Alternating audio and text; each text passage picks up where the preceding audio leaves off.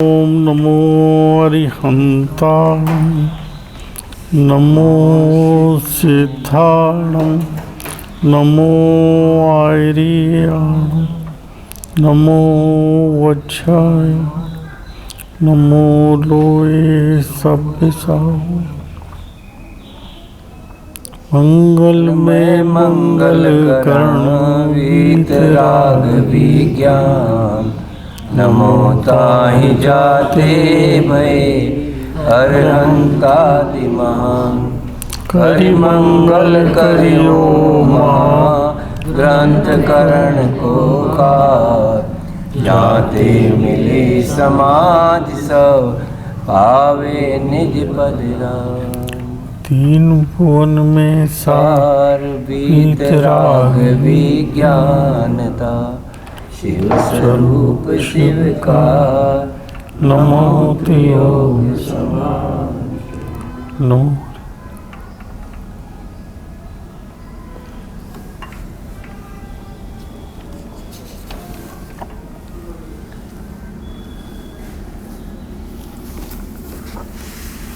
हमारा विषय तो श्री मोक्षम प्रकाशक चल रहा है,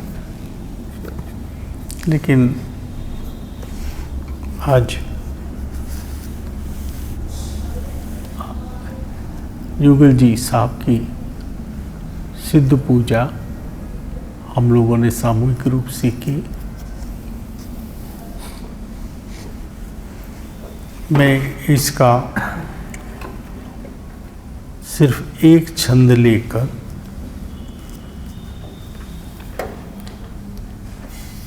अपने विषय पे आने की कोशिश करूंगा। हम चौथे छंद की जो दूसरी लाइन है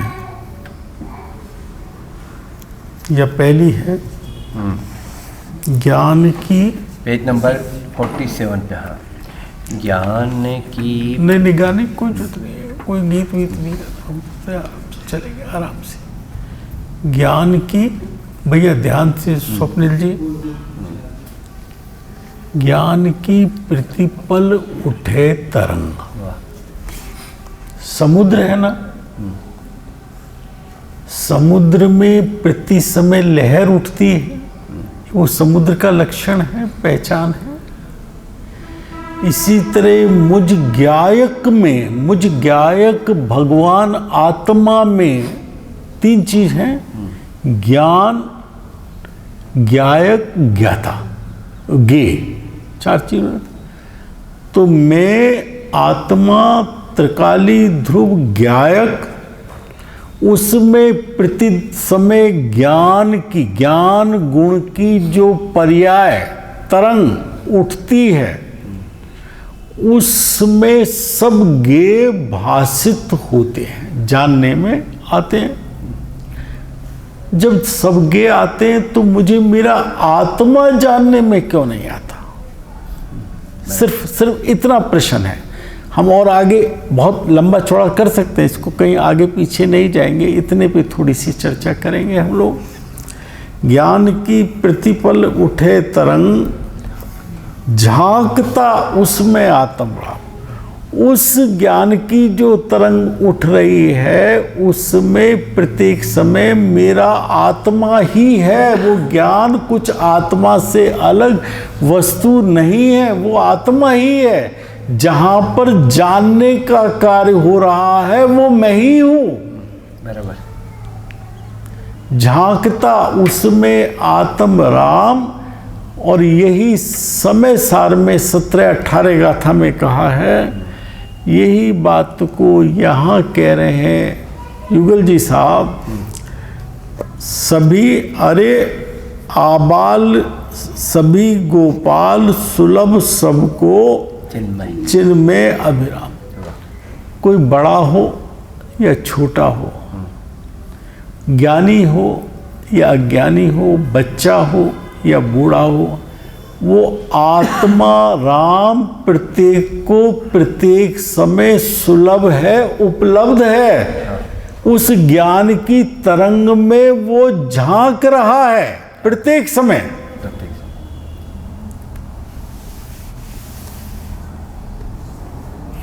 बेटा ध्रुव कोई प्रश्न उठता है? नहीं उठता, जड़ की तरह बैठते हैं। दो लोगों को प्रश्न नहीं उठता, एक तो इस जड़ को प्रश्न नहीं उठता और एक सर्वज्ञ को प्रश्न नहीं उठता, क्योंकि ज्ञान पूर्ण है। मुझे तो बहुत उठते हैं। तो यहां प्रश्न सबसे मुख्य ये उठता है, जब प्रत्येक समय मैं ज्ञायक वहीं मौजूद हूं और वो ज्ञान की पर्याय तरंग प्रति समय हो रही है और वो ज्ञान की तरंग मेरी ही है और उस ज्ञान की तरंग वाले मुझको वो आत्मा प्रत्येक समय सुलभ ही है, मही है, वहां से अलग नहीं है, तो फिर वो मेरे ज्ञान में क्यों नहीं आ रहा? बेटा प्रश्न समझ गए ना? आप सब बात कह रहे हो प्रभु आचार्य देव कि मेरे में ज्ञान की तरंग उठ रही है, वो ज्ञायक मैं हूं, समुद्र में लहर उठ रही है, वो समुद्र वो है, ऐसी मेरी ज्ञान की तरंग है और उसके अंदर जानने का कार्य हो रहा है और उसके अंदर मेरा आत्मा राम झलक रहा है और वो मुझको उसी समय वहीं पर उपलब्ध है, सुलभ है, सुलभ सबको सबको है, सबको। फिर वो मेरे ज्ञान में क्यों नहीं आ रहा है? तो बहुत ही मधुर बात कही है। क्या 5वें पद की अगली लाइन किंतु और कहाँ है? उसी के नीचे वाले किंतु पर नहीं, किंतु पर सत्ता में प्रतिबद्ध कीर मरकट सी गहल अनंत। भाई जी इसके अंदर उत्तर दिया है स्वप्निल जी, अनिल जी, मेरे ख्याल से तुम स्वधर्म है उसके बराबर में। मैं पहले इसको वो मान रहा था ऋषभ, क्योंकि ये सब दाढ़ी वाड़ी बनाने लगे ना तो इनका चेहरे तो छुप जाते हैं, कुछ पता नहीं लगता, ये कोई भी अपराध करिए तो पता नहीं लगे, है ना। अपने यहाँ की जो सत्ता परंपरा है वो, हमारे तो मुनिराज भी 4 महीना उत्कृष्ट काल में केस लॉन्च कर देते हैं, न्यूनतम 2 माह के अंदर। हमारी परंपरा संस्कार में नहीं है। तो कहते हैं क्यों नहीं, इसका एक लाइन में बहुत सुंदर उत्तर दिया है, जरा पढ़ना भैया। किंतु पर सत्ता में प्रतिबद्ध कीर मरकट कीर। बस बस बस, किंतु लेकिन वो उपलब्ध है और जिसके ज्ञान की तरंग में वो प्रतिक्षण झलक रहा है वो उपलब्ध है और जिसको जानना है वो उपलब्ध है प्रत्येक समय, लेकिन मेरे ज्ञान में नहीं आ रहा। क्योंकि किंतु मैं प्रत्येक समय उसकी जगह पर सत्ता में, पर के अवलंबन में, पर में, जड़ में अवलंबित, उनका आश्रय लिए हुए हूँ, धन का, स्त्री का, वैभव का, शरीर का, यही मैं हूँ। और जो कुछ मेरे ज्ञान में आ रहा है उसके अंदर मैं इष्ट अनिष्ट मान रहा हूँ, ये अच्छा है और ये बुरा है, और उस अच्छे बुरे के अंदर जिसे इष्ट माना उससे राग कर रहा हूँ और जिसे अनिष्ट माना उससे द्वेष कर रहा हूँ। और ये अनादिकाल से चिर सत्ता मैं अनंत गहल, ये मेरा अनादि का अनंत काल तक से, अनंत से अनंत काल से चला आ रहा गहरा नशा है राग द्वेष का। उसमें गहल में, उसमें जैसे गहल में नशे में हो जाता है ना, गहल में उस नशे के अंदर मुझे वो दिखाई नहीं देता, वहां पर होते हुए भी वो नहीं दिखाई देता, वो है वहीं पर। अब यहाँ पे 17-18 गाथा समय सार और इसके अंदर युगल जी साहब ने 2 उदाहरण दिए, मैं इसे फटाफट करता हूँ। कीर मरकट सी, कीर कहते हैं तोते को, तोता, और मरकट कहते हैं बंदर।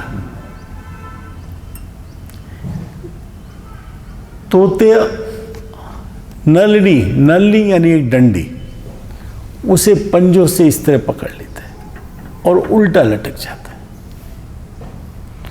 और वो क्या सोचता है, मुझे इस डंडी ने पकड़ लिया है, उड़ता नहीं है, मुझे इस डंडी ने पकड़ लिया, मैं उड़ूं कैसे, मुझे तो डंडी ने पकड़ लिया।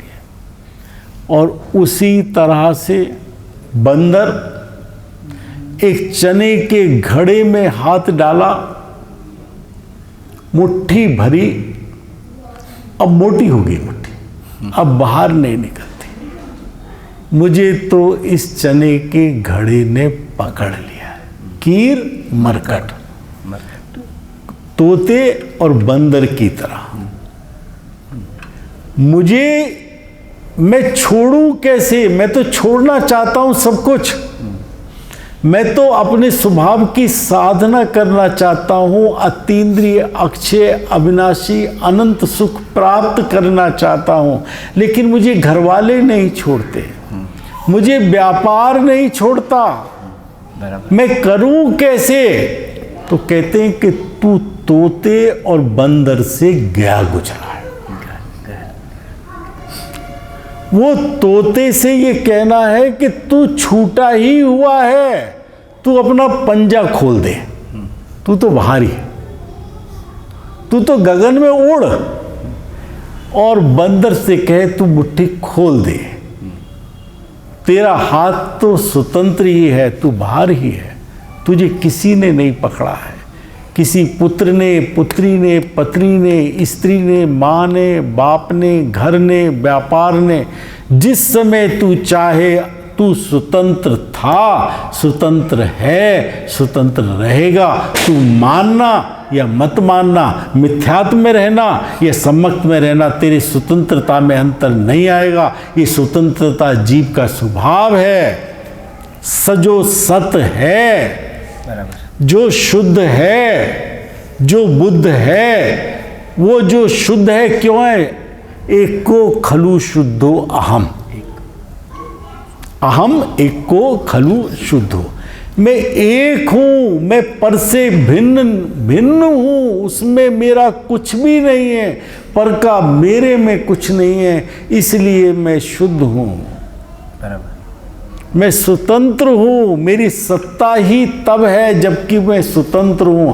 अगर मैं स्वतंत्र नहीं हूं तो दूसरे की सत्ता में मैं मिल जाऊंगा तो मेरा सतपना खत्म हो जाएगा, मेरा अस्तित्व खत्म हो जाएगा। सौदाम जी किसी ने फंसा रखा है, व्यापार ने, ऋषभ जी नौकरी ने, ध्रुव जी व्यापार ने, स्वप्निल जी व्यापार ने, हमारे बाबूजी के कुछ पैसे पड़े पूना में, उसने फंसा रखा है, किसी ने नहीं। तू मुट्ठी खोल दे, तू मुट्ठी खोल दे, तू उसी समय आजाद है, स्वतंत्र है, तू आजाद है और अपने कार्य को करने के लिए स्वतंत्र है, तू कर सकता है। और एक बार तू मुट्ठी खोल तो सही, तू ऊंचे गगन में उड़ जाएगा, तुझे आत्मिक शांति की उसी समय प्राप्ति हो जाएगी। जो अतीन्द्रिय सुख इंद्र को, अहम इंद्र को नहीं मिला, नरेंद्र को नहीं मिला, वो अतीन्द्रिय सुख की प्राप्ति तुझे होगी, प्रभु इसी समय होगी। 206 गाथा समय सार में कहा है, आखिर में तुझे किसी से पूछना नहीं पड़ेगा, तू किसी से मत पूछ, उस आनंद की प्राप्ति उसी समय तुझे होगी, होगी। आचार्य देव कह रहे, अमृतचंद आचार्य देव। बेटा आप लोगों को जाना हो तो मैं यहाँ बंद कर सकता हूँ, आपको जानने का समय हो तो मैं बंद कर सकता हूँ, हम लोग अपनी चर्चा जारी रख सकते हैं, क्योंकि मैं मोक्ष प्रकाशक पर चर्चा। ठीक है, हाँ ठीक है, कुछ है।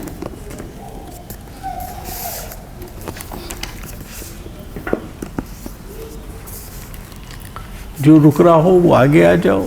इधर जो जा रहा हो वो चला जाओ।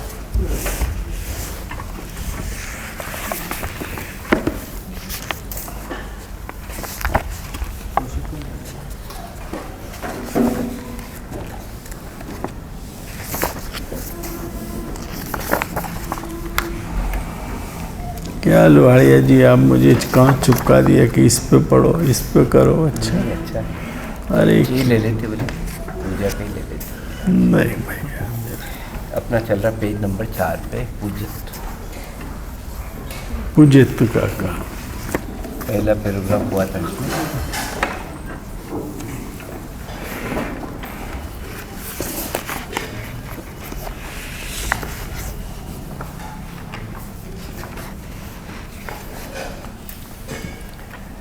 पेज नंबर 4 नंबर दिखा। पूजित का कारण। ये 2 बालक थे बाहर, ये तुम्हारा बालक है? डॉक्टर साहब, एक बालक अपने बड़े भाई को ठोक रहा था अच्छे से। वो बड़े वाला आराम से पिट रहा था और वो पीट रहा था, ये पिट रहा था शायद। ये तो मम्मी से इससे छोटा वाला। हाँ, तो कुछ चल रहा था। मैंने उसे बहुत रोका, मैं भैया आ जा, तू मेरी व्हील चेयर में बैठ जा, मेरे पास बैठ जा, ऐसे मत करे। फिर उसे हमारे एक भाई ने उसे डरा दिया, देख बंदर आ रहे हैं।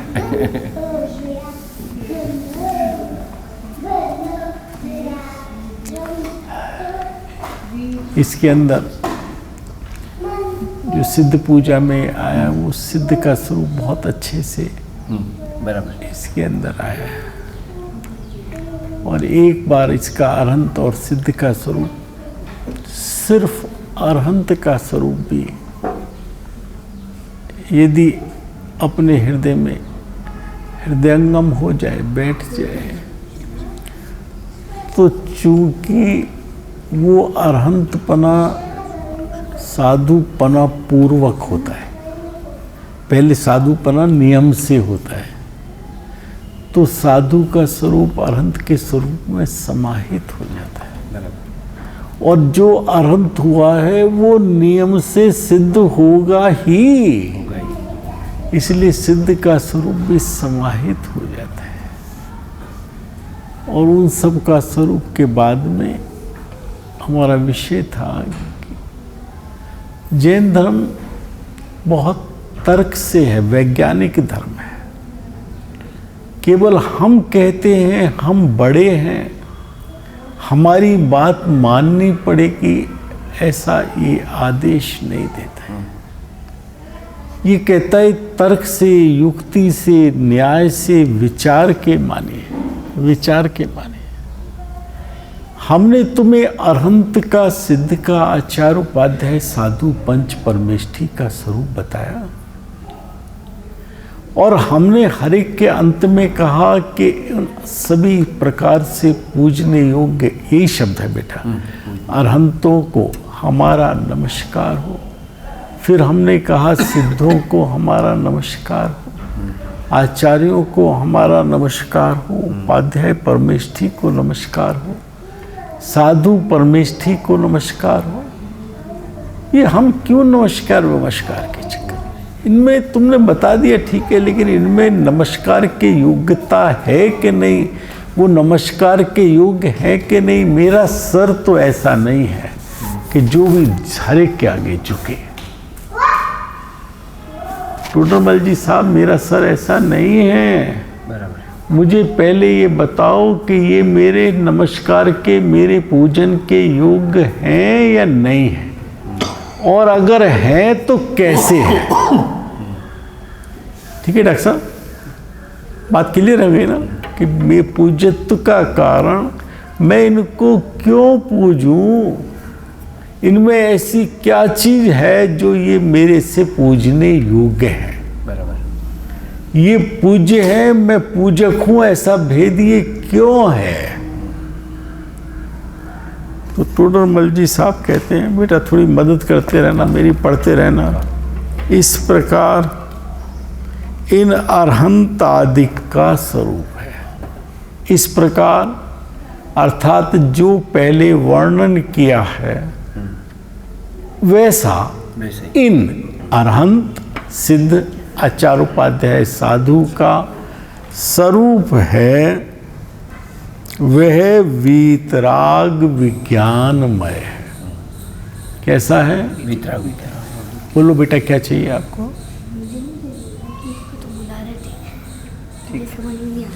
कुछ नहीं माता जी, कुछ नहीं। सुनने आपके कान में पहुंचेगी तो कान से आपको समझ में आ जाएगा। लाइन पढ़ने के चक्कर में बहुत नहीं पढ़ो मेरी माँ। वो कैसा है? वितराग ज्ञान में किनका स्वरूप? पंच परमेष्ठी का स्वरूप। कैसा है? जो प्राप्त वीतराग विज्ञान। इसमें क्या क्या चीज आ गई वीतराग विज्ञान में? 3 चीज आ गई हैं? वितराग नहीं, तीनों चीज आ गई। सम्यक दर्शन, सम्यक ज्ञान, सम्यक चारित्र। कैसे आ गई? संबंध आप बताएंगे भाई साहब, कैसे आ गई? वितराग विज्ञान है सब कैसे आ गई? जो 8 प्रकार का कल आपने रहा, वो मैं अलग बात, वो अलग चैप्टर ही अलग है। सम्यक वो चैप्टर ही अलग है, वो चैप्टर अलग है। वीतराग विज्ञानता मैंने कहा 8 प्रकार की, वो चैप्टर अलग है। यहाँ मैंने कहा कि इसके अंदर सम्यक दर्शन, सम्यक ज्ञान, सम्यक चारित्र। ये सम्यक दर्शन, सम्यक ज्ञान, सम्यक चारित्र की पूर्णता ही वो होगी। कैसे आ गई? वितरागता में शामिल होगी ना। नहीं, ऐसे नहीं बेटा। डॉक्टर साहब, मेरे डॉक्टर साहब, वीतराग अर्थात राग द्वेष कषाय रहित, ऐसा श्रद्धा वो तो हुआ वीतराग। वो वीतरागता कब प्रकट होती है? जब सम्यक ज्ञान, सच्चा ज्ञान हो। उसे कहा विज्ञान, विशेष ज्ञान अर्थात सम्यक ज्ञान। 2 चीज आ गई, सम्यक चारित्र और सम्यक ज्ञान। और सम्यक ज्ञान नियम पूर्वक सम्यक दर्शन पूर्वक होता है। सम्यक ज्ञान हो जाए और सम्यक दर्शन ना हो, ये 3 काल में नहीं हो सकता। इसलिए वीतराग विज्ञानता में सम्यक वो आपने जो निर्जरा संबर की बात की, वो बात नहीं चली। यहाँ वीतराग तत्वों में आएंगे। वो 7 तत्व है। वितराग विज्ञान में 7 तत्व भी घटित वो कर सकते हो। वो देखो 7 तत्व मैंने मोक्ष मार्ग शब्द में भी घटित किए। मैंने मोक्ष मार्ग प्रकाशक में देव शास्त्र गुरु भी घटित किया, वो अलग चीज है। लेकिन यहाँ पे जो विषय है, इन्होंने कुछ गलत नहीं कहा डॉक्टर साहब ने, लेकिन यहाँ जो मैंने प्रश्न था कि इसमें क्या क्या आया, 3 चीज, सम्यक दर्शन, ज्ञान, चारित्र, वो कैसे आ गए? फिर से पढ़ते हैं। वह वीतराग विज्ञानमय है। कौन वीतराग विज्ञानमय है? अनंत सिद्ध आचार्य का स्वरूप। स्वरूप की बात कर रहे हैं। वो स्वरूप कैसा है? वो सम्यक दर्शन, ज्ञान, चारित्रमय है, उसके सहित है, उससे रहित नहीं। आगे उस ही के द्वारा, किसके द्वारा? वीतराग विज्ञानता के ही द्वारा, और किसी दूसरी वस्तु के द्वारा नहीं। उस वीतराग विज्ञानता ही के द्वारा अरहंत आदि स्तुति योग महान हुए। ये 15 चरण में भी आया था ना, मैंने शायद कल लिया था, कल लिया था शायद। कल नमो ताहि जाते नमो ताहि जाते बहे अरहंत आदि महान। तो ये हो गया ना कल? हाँ, ये पैराग्राफ पूरा ये हो गया। पैराग्राफ हो गया। अरे अच्छा, ये कल क्योंकि जीव तो पढ़ डालते हैं। हाँ। क्योंकि जीव तत्व की अपेक्षा तो सर्व ही जीव समान हैं, परंतु रागादि विकारों से, यानी जो वीतरागता की ना होने से, रागादि विकार या उनकी कमी होने से, तो बात हो गई ना। 2 और ज्ञान की हीनता। यहां ज्ञान की हीनता में लेना मिथ्या, शुभ ज्ञान की बात नहीं करें तो जीव निंदा के योग होते हैं, क्योंकि जिनको सम्यक प्रकट हुआ है वो हमेशा प्रशंसा के योग्य है, निंदा के योग नहीं है। और रागादि की हीनता से और ज्ञान की विशेषता से यानी सम्यक ज्ञान से। विशेषता यानी विशेष ज्ञान यानी सम्यक ज्ञान। सम्यक ज्ञान से स्तुति युग होते हैं। वह अरहंत सिद्धों के तो संपूर्ण रागादिक की हीनता और ज्ञान की पूर्ण विशेषता यानी पूरी तरह खिल जाने से होने से संपूर्ण वीतराग विज्ञान भाव संभव होता है। किसके लिए लवाड़िया जी, किसके लिए? लवाड़िया जी गोल नहीं हो, नहीं पढ़ो नहीं। यहाँ पे ये आ रहा था कि स्तुति योग्य कौन हो रहा है?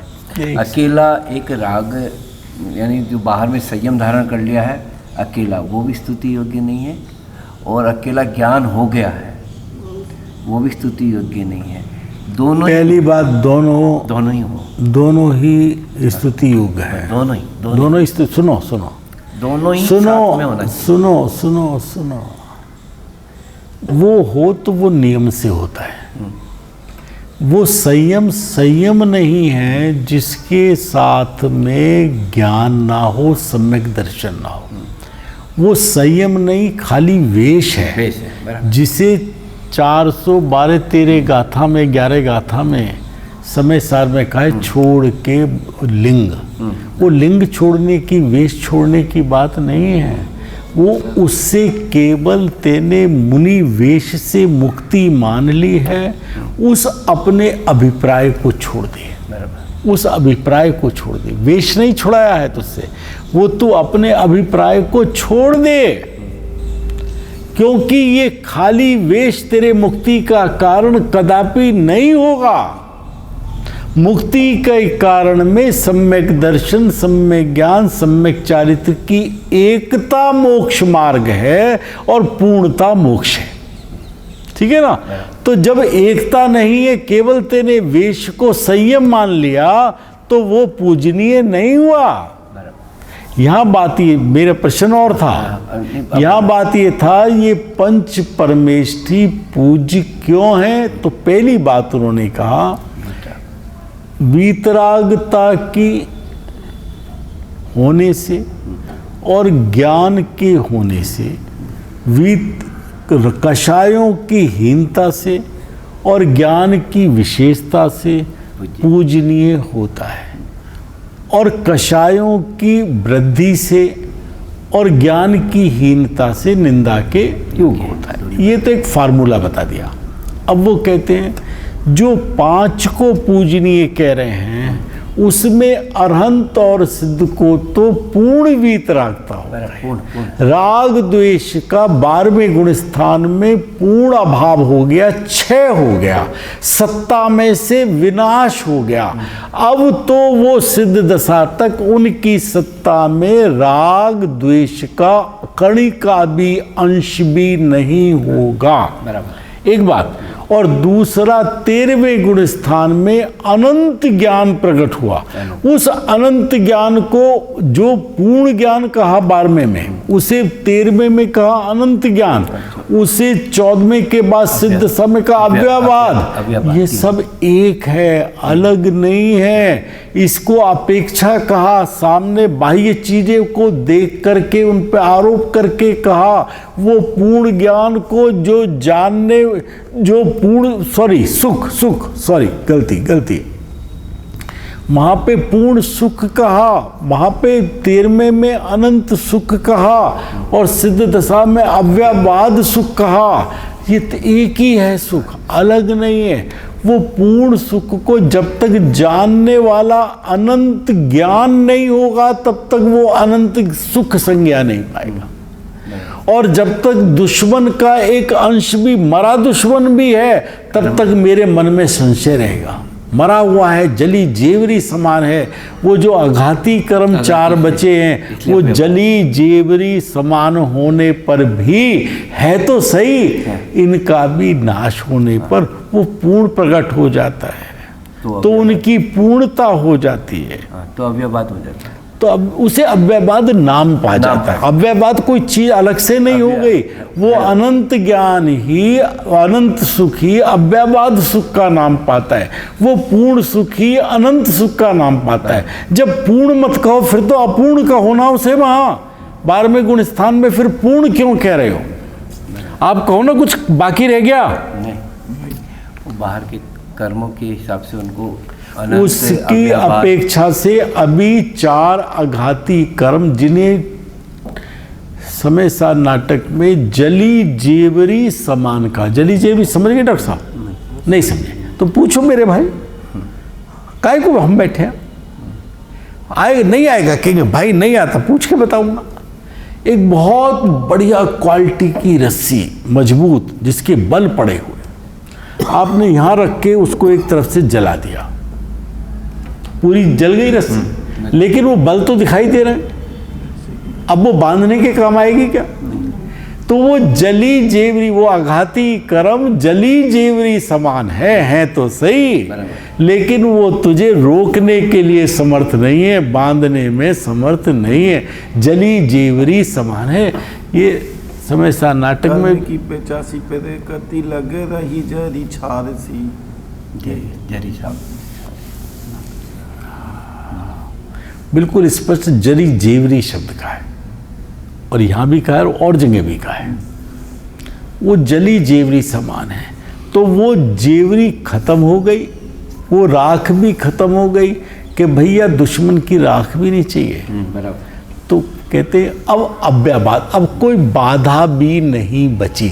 रोक तो वो नहीं रही थी, लेकिन अब वो रोकने की बाधा जो सामने थी वो भी नहीं, तो उसी का नाम दिया अव्ययवाद। तो वो तो पूरी तरह से स्तुति योग हो गए, पूजनीय योग हो गए, चूंकि राग की पूरी तरह अभाव है और ज्ञान की पूर्णता है।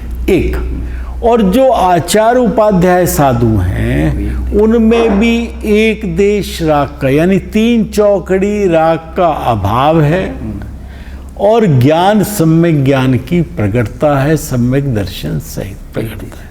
इसलिए वो भी एक देश पूजने योग्य है। और उस कार्यक्रम, उस परंपरा में 4थे गुण स्थानवर्ती का एक चौकड़ी कषाय का अभाव, एक चौकड़ी राग का कमी, अनंतानुबंधी का अभाव, और सम्यक दर्शन, तभी तो अनंतानुबंधी जाएगा और मिथ्यात्व जाएगा। मिथ्यात्व और सम्यक एक साथ नहीं रह सकते, सूरज प्रकाश और अंधकार नहीं रह सकते, इसलिए ये दोनों एक साथ नहीं रह सकते।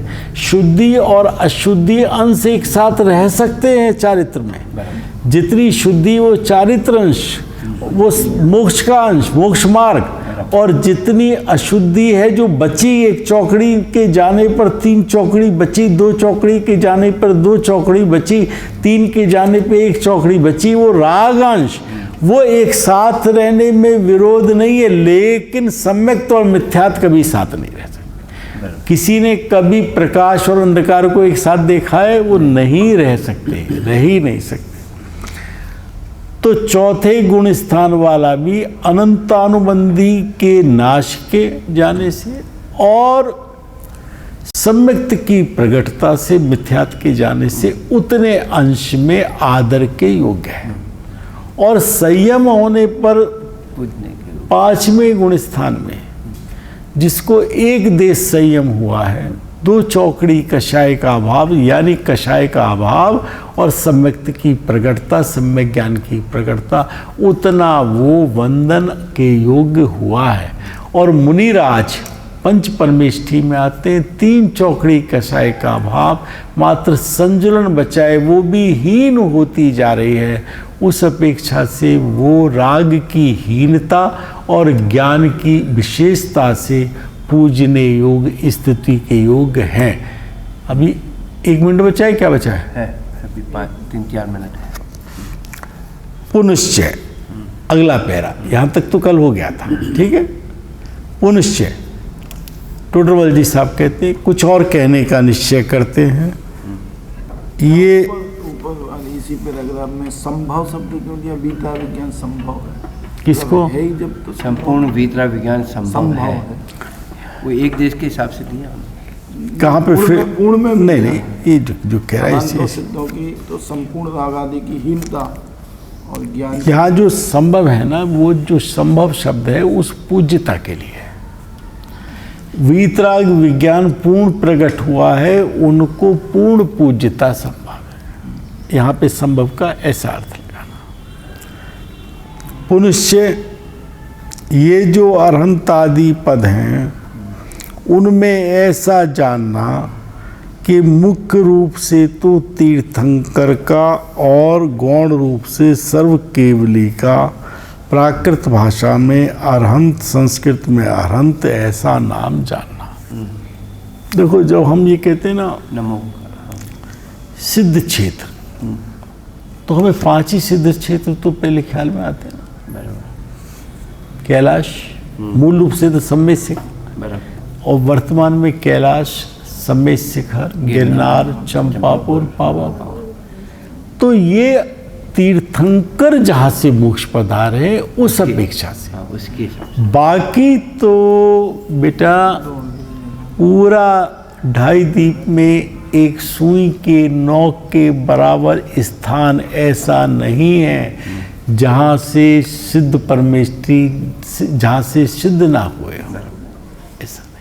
इसीलिए इसी के बराबर सिद्ध शिला और सिद्ध शिला पर भी एक सुई के नोक के बराबर स्थान ऐसा नहीं जहाँ असंख्य, एक स्थान पर असंख्य सिद्ध ना हो, एक सिद्ध के पेट में असंख्य सिद्ध ना हो। ठीक है ना भाई? तो कोई जगह ऐसी नहीं है। सबसे शुरू में ये बात आई कि आपने पहले इस तरह के नाम नहीं रखे जाते थे ना, तीर्थ धाम, मंगलायतन, ये सब चैतन्य धाम और फलाने धाम और शाश्वत धाम ये बाद में शुरू हुए ना। तो बोले आपने इसे तीर्थ धाम कैसे कहा? उस तीर्थ धाम तो उसे कहते हैं जहाँ से सिद्ध हुए हो, यहाँ से हुए हैं। शास्त्र का वचन है, एक सुई की नोक के बराबर जगह ऐसी नहीं है जहाँ से सिद्ध ना हुए हो। तो हम उसको भगवान भी वहाँ विराजित कर रहे हैं विधि पूर्वक, पंचकल्याण पूर्वक, तो हम उसको विशेषता जान के तीर्थंकर देव की, इसको हमने तीर्थ धाम कहा है। सिद्ध क्षेत्र, क्षेत्र ठीक है। सम्मेद शिखर आदि। पुनश्च जो अरहंत आदि पद हैं, अरहंत में मुख्यता तो तीर्थंकर की है, दिव्य ध्वनि के कारण, दिव्य ध्वनि के कारण। और बाकी जितने अरहंत हैं, जिन्हें अरहत या अरहंत पद से संस्कृत प्राकृत में कहा है, उन सबको, चाहे मूक केवली हो, उपसर्ग केवली हो, जिनका एक शब्द ना निकला हो, वो भी इसके अंदर समाहित होते हैं। क्योंकि हर तीर्थंकर नियम से अरहंत है। हर अरहंत तीर्थंकर है ऐसा नहीं है। तीर्थंकर तो 24 हैं, लेकिन वो 24 के 24 अरहंत हैं। लेकिन जितने तीर्थ अरहंत हैं वो सब तीर्थंकर हैं ऐसा नहीं है। कहाँ है भाई? प्राकृतिक भाषा में तो अरहंत। तथा 14वें गुण स्थान के अनंतर समय में, अनंतर का अर्थ अंतर डाले बिना, अंतर, कोई अंतर डाले बिना 14वें गुण स्थान की कि फिर गैप पड़ेगा बीच में, ऐसा नहीं है। अगले उसे नेक्स्ट अगले समय में जुड़े हुए उस चैन की श्रृंखला में अनंतर समय में सिद्ध हो गए। सिद्ध नाम जानना किसका? उसी अरहंत का, उसी अरहंत देव का सिद्ध नाम जानना। सिद्ध कहाँ हुए? कल भी मेरी बात शायद आई थी। सिद्ध यहाँ हुए जहाँ से हुए, जहाँ 14वां गण स्थान पूरा हुआ वहाँ सिद्ध हुए, विराजित हुए वहाँ जा करके। है बेटा? हो गया? इसे पढ़ ले। पुनश्च जिनकी आचार्य पद हुआ हो वे सभी अथवा एक संग में रहें, एकाकी आत्म ध्यान करें, अथवा एकल बिहारी हों, अथवा आचार्यों में भी प्रधानता को प्राप्त करके गणधर पदवी के धारक हों, उन सब का नाम आचार्य कहते हैं। आचार्य है वो एकल बिहारी हो सकता है। देखो उनमें पहले तो उत्तम सहनन होना चाहिए। बराबर। किसी भी उपसर्ग आदि को सहने की शक्ति होनी चाहिए, और कायदे में सिद्धांत से तो उस भव में मोक्षगामी होना चाहिए। बराबर। लेकिन वर्तमान में पंचम काल में आचार्य कुंद कुंद देव ने कहा है, इस काल मेरा में शत्रु। एकल बिहारी मेरा दुश्मन भी ना हो। मेरा शत्रु भी नहीं हो। इतनी बड़ी बात कही, क्योंकि ना सहनन है, ना ऐसी सामर्थ्य है, विचलित हो जाएगा। हाँ बोले। 14 गुणस्थान में जो जीव है वो अरहंत है। 12वें के अंतिम और 13वें के पहले समय में अरहंत है। अच्छा। और 13वां 14वां अरहंत का है। अरहंत के 2 भाग हैं, सयोग केवली और अयोग केवली। जिनमें योग की मुख्यता है वो सयोग केवली 13वें गुण स्थान में। 14वें गुण स्थान में योगों का कंपन खत्म होता है, वहाँ पर उन्हें अयोग केवली कहते हैं। और अयोग केवली होने के साथ साथ जो 4 अघातीय कर्म हैं उनका नाश हो जाता है। उस कार्य की 2-3 कार्य हुए, अयोग केवली हुए। आत्मा में जो आत्मा में परिस्पंदन था, आत्मा के प्रदेशों में, वो स्थिर हो गया, अपने स्वभाव को प्राप्त हो गया। और जो अघातीय कर्म थे वो नष्ट हो गए, और सिद्धत्व आदि गुण प्रकट हो गए। ये 3 कार्य हुए ना, वो होने पर जीव उसी समय सिद्ध दशा को प्राप्त होता है। 13वां 14वां अनंत का है। और बताएं। अरहंत 12वें गुणस्थान से सीधे सिद्ध नहीं हो सकते। नहीं, अरहंत का होना, जैसे आपको दिल्ली जाना है ये तो हो सकता है। जो उपसर्ग केवली हैं उनको साधु परमात्मा को उठा करके कोई समुद्र में डाल दे या उन पे उपसर्ग करके उनका आयु, अगर उनका आयु बची है तो जितनी भी एक समय भी बची है तो एक समय के लिए भी अरहंत पद आएगा, और अगर आयु खत्म होते ही सिद्ध पद हो जाएगा। आपके ज्ञान में भी ना आवे, लगे साधु से सीधा सिद्ध पद हो गया। लेकिन आप अगर दिल्ली जा रहे हैं और अलीगढ़ से जा रहे हैं तो गाजियाबाद नियम से आएगा। आप किसी ऐसी रफ्तार से जा रहे हैं कि 1 मिनट में दिल्ली पहुंच रहे हैं, तो गाजियाबाद का ज्ञान में आए या ना आए, लेकिन गाजियाबाद आएगा, वो स्थान आएगा। इसी तरह अरहंत पद नियम पूर्वक आता है, इसीलिए पंच परमेष्ठियों में उसको सबसे अग्रणी कहा है। आगे इसमें विषय आएगा कि 5 पदों में उत्कृष्ट तो सिद्ध है, हमारे ध्यान का ध्येय वो है, हमारा लक्ष्य वो है, हमें साध्य वो हैं, फिर अरहंत को पहले नमस्कार क्यों करते हैं? इसका उत्तर देंगे टोडरमल जी। अंत का जो काल है ना, वो अंतर्मुहूर्त भी है, और तो 1 कोटि पूर्व में 8 वर्ष कम, 2 समय कम, यानी इतने वर्ष तक भी। अभी जैसे अपने ने सिमंदर भगवान, वो इतने वर्ष तक वो जितने भी विदेश क्षेत्र के होते हैं वो इतने ही काल लंबे होते हैं। 14 गुण स्थान में आ गया तो वो उसका ये 5 अक्षर जितना समय रहता है और सिद्ध बन जाता है। उसका समय 5 अक्षर की मात्रा का जितना ही, जो 5 ये लघु दीर्घ के लघु जो अक्षर है, ए ही री उई कुछ ऐसे, लघु पंचाक्षर जितना ये 5 अक्षर समूह है, इतने काल में वो अनंत परमात्मा सिद्ध हो जाते हैं। लेकिन वो काल वहाँ चाहिए, उधर से गुजरना पड़ेगा, वो मार्ग है। जैसे श्रावक यानी पंचम गुण स्थानवर्ती और चौथे गुण स्थानवर्ती होने का नियम नहीं है। मिथ्या दृष्टि सीधा साधु होकर 7वां गुण स्थान प्रकट करके पुरुषार्थ से अरहंत होके सिद्ध हो सकता है, लेकिन बिना शादी हुए अरहंत नहीं हो सकता। साधु इसी तरह अरहंत सिद्ध भी अरहंत पूर्वक होगा। पूर्वक यानी उसके बाद होगा, उसका अभाव करके हो, अरहंत दशा का अभाव करके।